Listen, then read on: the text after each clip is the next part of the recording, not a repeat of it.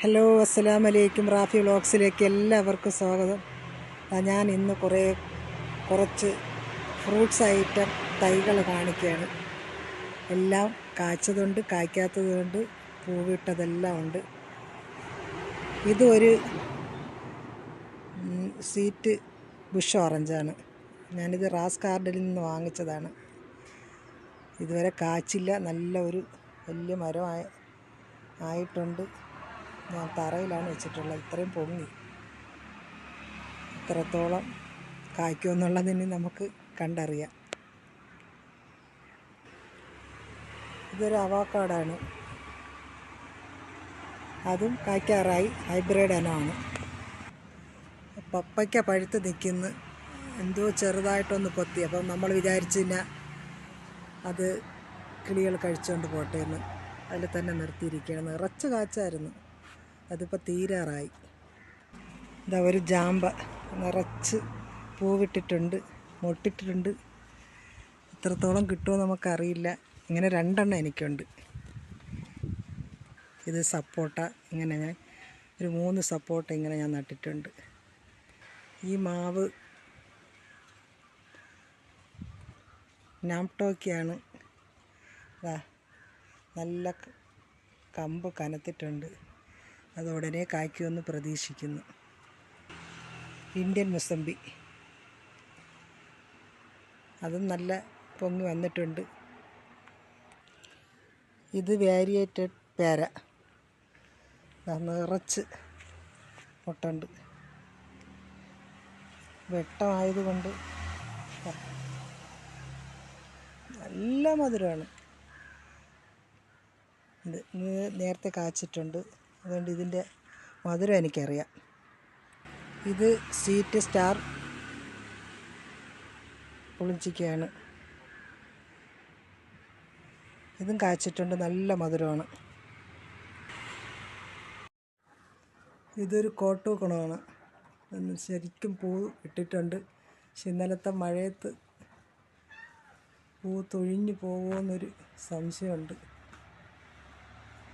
ഇത് ഈ മാവ് നീലം മാവ്, നിറച്ച് കായ്ക്കുന്ന ഒരു മാവാണ്. ധനസൂര്യാണ്. കുറേ കള്ളച്ചക്ക വന്നിട്ടുണ്ട്. ഇതൊന്നും നമുക്ക് കള്ള ചക്കയാണ്.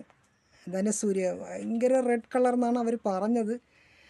അവർ അതിൻ്റെ പഴുത്തതും ഞങ്ങൾക്ക് ആ പോയ സമയത്ത് നമുക്ക് കാണാൻ പറ്റി. പക്ഷേ ഇത് ഇത്തിരിയും കൂടി വലിയ മരം ആവണമായിരിക്കും. സൂപ്പർ ചക്ക എന്നാണ് പറയുന്നത്. സീഡ്ലെസ് നാരകം ആണ്. ഇതൊരു പ്രാവശ്യം കാച്ചു, പൊടിച്ചു കുത്തി എന്നും പറയും. ഞങ്ങളൊരു കൗതുകത്തിനൊരു സബർജല്ലി തൈ വാങ്ങിച്ച് നട്ടതാണ്. പൊങ്ങി പോകുന്നു. ഒരു പൂ വന്നായിരുന്നു, പക്ഷേ അത് കുറച്ച് കഴിഞ്ഞപ്പം തൊഴിഞ്ഞു പോയി. കള്ളപ്പൂവായിട്ട് കായ്ക്കുമോ എന്നുള്ളത് നമുക്കറിയില്ല. നോക്കാം. ഇത് വരിക്കപ്ലാവാണ്. ഇഷ്ടം പോലെ കാച്ചിട്ടുണ്ട്.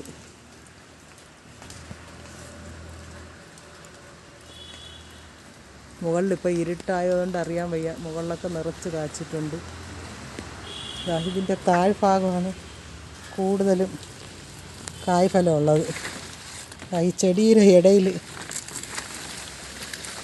ഒളിച്ച് നിൽക്കുന്നു 2 എണ്ണം. പിന്നെ നമ്മൾ ഇതിൻ്റെ ചുറ്റും ചെടികൾ നട്ടുവച്ചിട്ടുണ്ട്.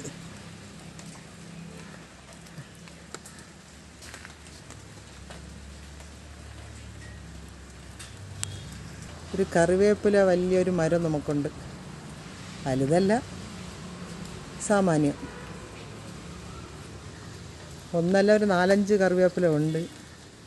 ഇതൊക്കെ സൈഡിൽ ഞാൻ നട്ടിട്ടുണ്ട്. ഒരുപാട് ഫ്രൂട്ട്സ് ഐറ്റങ്ങൾ ഞാൻ നട്ടിട്ടുണ്ട്.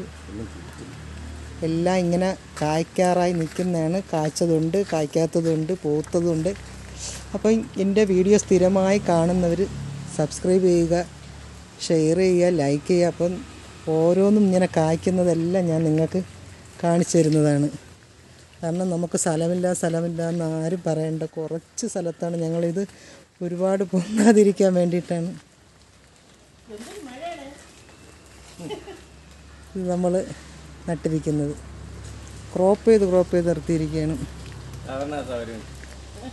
അതിൻ്റെ ഇടയിൽ തെങ്ങുണ്ട്,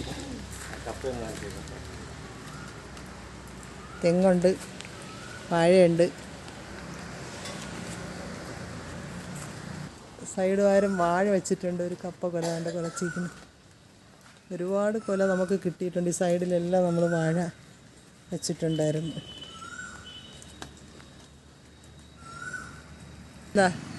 ഒരു ലോങ്കൻ നട്ടിട്ടുണ്ട്. അതും നല്ല വലുതായി, ഡയമണ്ട്. പെട്ടെന്ന് കായ്ക്കുമെന്നാണ് പറയുന്നത്. അതും ഞാൻ റാസ് ഗാർഡനിൽ നിന്ന് വാങ്ങിച്ചതാണ്. നെല്ലിയുണ്ട്, ഒരുപാട് റംബുട്ടാൻ ഉണ്ട്. ഇത് കായ്ക്കാറായി നിൽക്കുന്നു. താഴെ നിൽക്കുന്നത് കായ്ച്ചിട്ടുണ്ട്. നമ്മുടെ വീടിൻ്റെ സൈഡിൽ കായ്ച്ചിട്ടുണ്ട്. മാംഗോസ്ട്രീ ഉണ്ട്. അപ്പോൾ നിങ്ങൾ വിചാരിക്കും ഇത് ഏക്കർ കണക്കിനാണ് ഇത് കൃഷി ചെയ്യണേന്ന്. ഒരിക്കലുമില്ല. ആകെ 10-11 സെൻറ്റും ഒരു വീടും ആണ് ഉള്ളത്. ഇതാ ബാക്കിലോട്ട് ഞാൻ വീട് വെച്ച് ഒരു നീളത്തിന് കിട്ടിയ സ്ഥലമാണ്. ബാക്കിൽ വീട് വെച്ചിട്ട് ഞാൻ ഈ സൈഡെല്ലാം ഫ്രൂട്ട്സ് ഐറ്റങ്ങളെല്ലാം നട്ടു. ഈ സൈഡിലെല്ലാം നട്ടു. നമുക്ക് ആവശ്യമായ സാധനങ്ങൾ നമുക്കിതിൽ നിന്ന് കിട്ടും. ഇതൊക്കെ കായ്ക്കാൻ തുടങ്ങിയിട്ടേ ഉള്ളൂ. കുറച്ച് കാച്ചു. പിന്നെ പച്ചക്കറി കൃഷിയുണ്ട്. അപ്പോൾ ഇതൊക്കെയാണ് റാപ്പി വ്ളോഗ്സിലെ ഇന്നത്തെ വിശേഷങ്ങൾ. അപ്പോൾ നിങ്ങളിത് ലൈക്ക് ചെയ്യണം, സബ്സ്ക്രൈബ് ചെയ്യണം.